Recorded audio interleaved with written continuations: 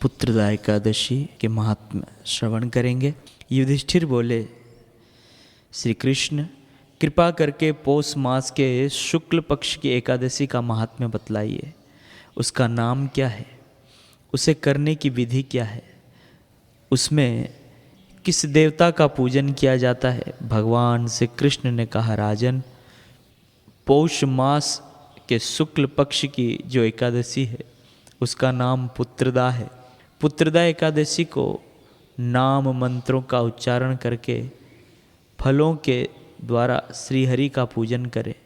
नारियल के फल, सुपारी, बिजोरा नींबू, जमीरा नींबू, अनार, सुंदर आंवला, लौंग, बेर तथा विशेषतः आम के फलों से देव देवेश्वर श्रीहरि की पूजा करनी चाहिए। इसी प्रकार धूप दीप से भी भगवान की अर्चना करें। पुत्रदा एकादशी को विशेष रूप से दीपदान करने का विधान है। रात को वैष्णव पुरुषों के साथ जागरण करना चाहिए। जागरण करने वाले को जिस फल की प्राप्ति होती है वह हजारों वर्षों तक तपस्या करने से भी नहीं मिलता। ये सब पापों को हरने वाली उत्तम तिथि है।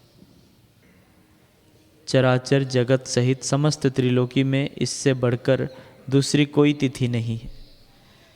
समस्त कामनाओं तथा सिद्धियों के दाता भगवान नारायण इस तिथि के आदि देवता हैं।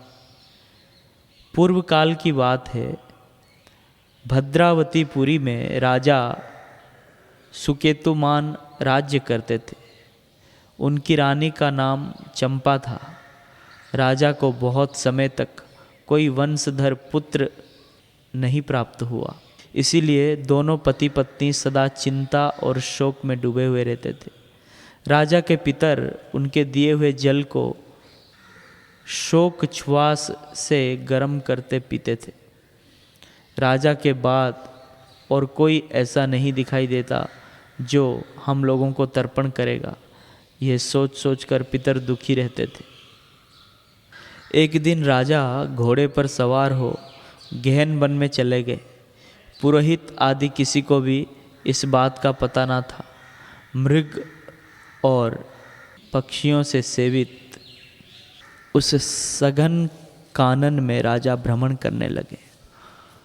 मार्ग में कहीं सियार की बोली सुनाई पड़ी तो कहीं उल्लुओं की। जहाँ तहाँ भालू और मृग दृष्टिगोचर हो रहे थे। इस प्रकार घूम घूम कर राजा वन की शोभा देख रहे थे। इतने में दोपहर हो गई। राजा को भूख और प्यास सताने लगी। वे जल की खोज में इधर उधर भटकने लगे।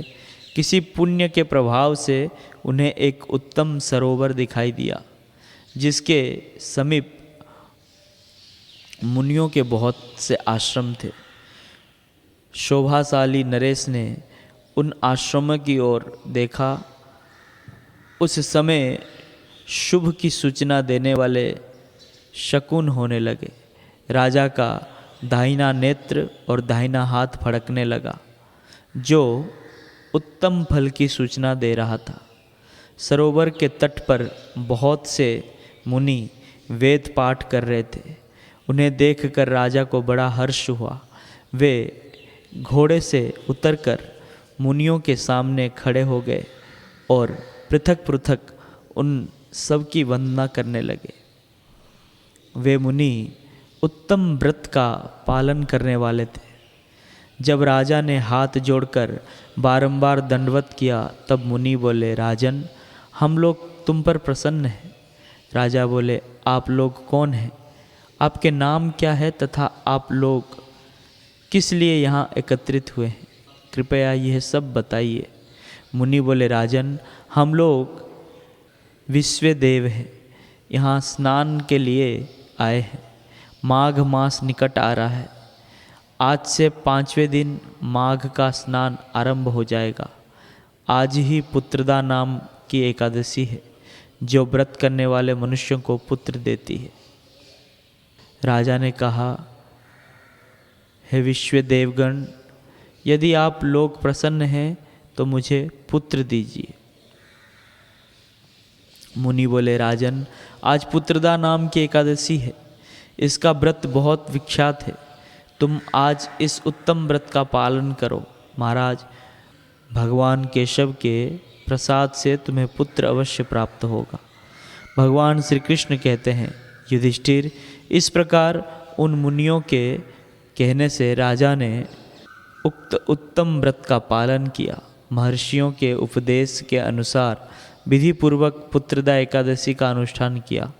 फिर द्वादशी को पारण करके मुनियों के चरणों में बारंबार मस्तक झुकाकर राजा अपने घर आए। तदनंतर रानी ने गर्भ धारण किया।